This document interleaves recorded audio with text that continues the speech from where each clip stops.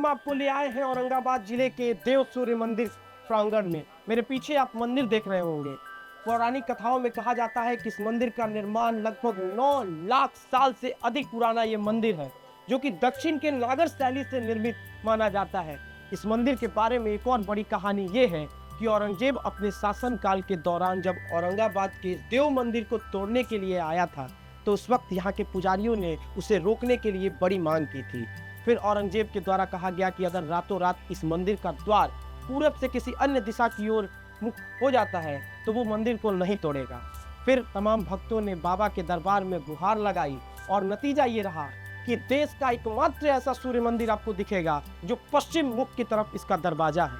अनोखी शैली, अनोखा इतिहास और अनोखी पौराणिक कथाओं से भरपूर बाबा सूर्य देव की इस नगरी देव में आज आपको अंदर दर्शन कराएंगे और यहाँ की ऐतिहासिकता के बारे में एक एक जानकारी देंगे। छठ पूजा के दौरान इसी प्रांगण में पांव रखने तक की जगह नहीं बचती है। गौर फरमाइएगा, छठ बिहार का सबसे बड़ा महापर्व है और उस दौरान यहाँ 10 लाख से अधिक श्रद्धालु बाबा के दरबार में भगवान सूर्य की आराधना करने के लिए हर वर्ष यहाँ पर आते हैं।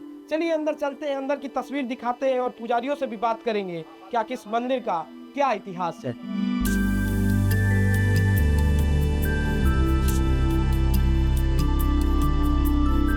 आप पहुंचे हैं देव सूर्य मंदिर में, गर्भगृह में। आइए आपको अंदर भगवान की दर्शन कराते हैं। यहाँ 3 मूर्तियां हैं। कहा जाता है कि ब्रह्मा, विष्णु, महेश तीनों यहाँ स्थापित हैं। हमारे साथ यहाँ के पुजारी जी मौजूद हैं, इनसे जानेंगे यहाँ के बारे में।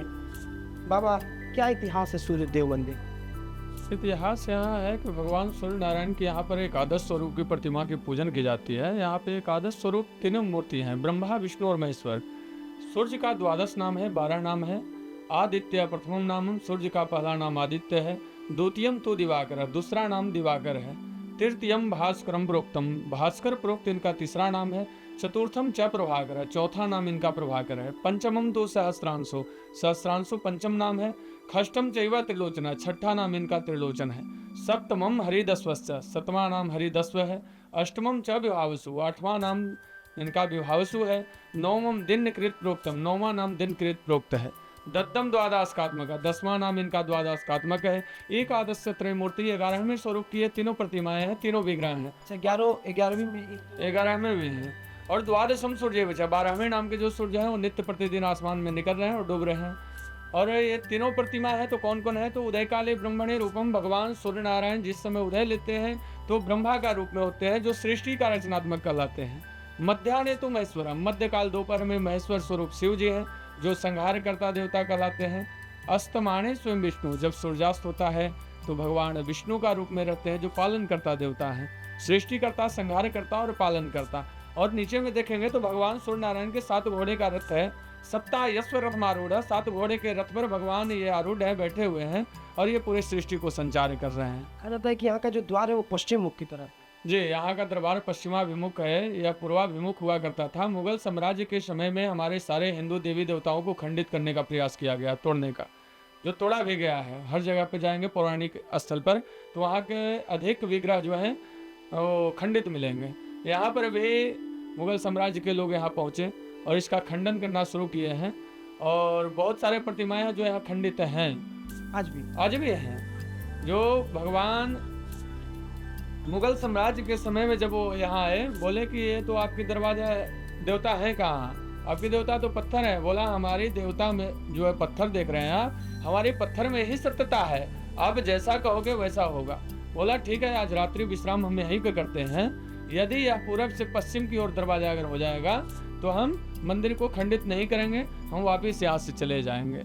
हुआ वही, जो भगवान सूर्य नारायण की कृपा हुई और रातों रात यह जो है पश्चिमाभिमुख दरवाजा हो गया, जो विश्व का इकलौता मंदिर है जो पश्चिमाभिमुख इसका दरवाजा। विश्व में ऐसा कोई मंदिर नहीं है। जो छठ के समय यहाँ कितनी संख्या में लोग? छठ के समय में जो है यहाँ 10 से 12 लाख लोग छठ व्रती यहाँ पहुँचते हैं और भगवान नारायण की कृपा, जो इतने कंजस्टेड एरिया में भी सभी को कल्याण करके भेजते हैं नारायण। इस वक्त मंदिर परिसर में है, आप देख लोगे मंदिर का पूरा स्ट्रक्चर। कहा जाता है कि ये दक्षिण के नागर शैली से निर्मित है, कि उत्तर भारत का एकमात्र शायद मंदिर होगा जो दक्षिण के नागर शैली से निर्मित हो। और यहाँ पर मुंडन स्थल है। कहा जाता है कि यहाँ पर न सिर्फ बिहार बल्कि देश भर के कई कोनों से श्रद्धालु यहाँ पर अपने बच्चों का मुंडन कराने के लिए आते हैं, जिसके पीछे बड़ा धार्मिक महत्व है। हमारे साथ यहाँ के स्थानीय रिपोर्टर रविकांत जी मौजूद है, वो बताएंगे कि क्या इसका महत्व है, क्या महत्व है इसका पूरा।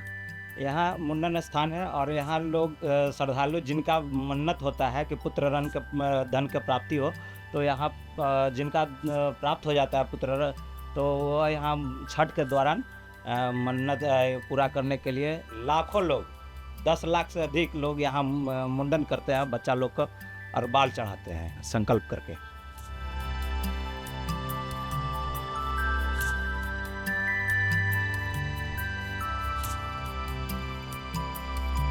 तो इस वक्त हम मौजूद हैं देव के सबसे प्रसिद्ध सूर्यकुंड तालाब के पास।